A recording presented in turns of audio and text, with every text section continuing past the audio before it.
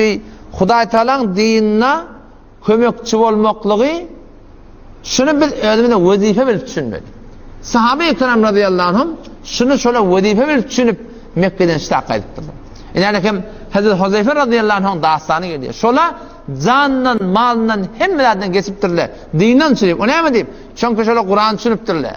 Kul in kana abaukum ayet Resulullah ummatuna eger sizin atalarınız ve abnaukum oğlunuz oğlunuz ve ihvanukum doğulunuz ve azvacukum denanlarınız ve aşiretukum taifanız ve emvalun iqtaraftumuha kesbeden mallarınız ve ticaretun takşavuna kesadaha ol bir ticaretki korkuyanızın kesat bolmakından ve mesakinu tarzavunaha qavuriyan zaylarınız şu daş çevrekteki mutaallakatlarınız ahabbe ileykum minallahi ve rasuli sizin yanında mehbubrak olsa Hudaý bilen Peygamberden dükkan edip durdun dükkan ve amwalun iqtaraftumuha yığnan malın Allah ve Resulün ahabbe ileykum minallahi ve rasuli Allah bilen Peygamberden yanında mehbubrak olsa haçan mehbub bolýar adany çağırıpdy sen dükkanını tür namaz wagty cemaat gelipdi taňa bir tane posterge falan edip gitmedi ne Hudaý bilen Peýgambere göre bolmapdy, tada Allah bilen denanan göwünü görjek bolýar.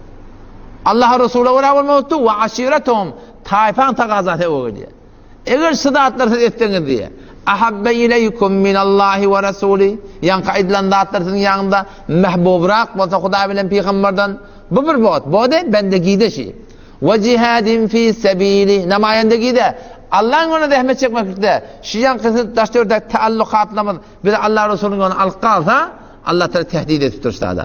Feterabbasu fetgözleşin hatta ya'ti Allahu bi emri Allah men azap verin adam menen gelir dipdir. Vallahu la yehdil kavmel fasikin. Allah fasık kavmi hidayet etmer. Yani dünyanın taallukatını, dinin tagazatı bolup duqa haydi bir muratta.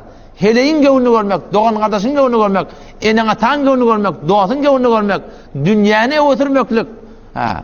Qawwariyan zalyňy ötürmeklik Allah tebaraka ve taala şeytanyň tadyja bir patyqdy diýipdir Hudaý Taala. Siz men aýtgan imanlymy diýip. O sahabe-i kiram şunu düşünüpdirler. Hadi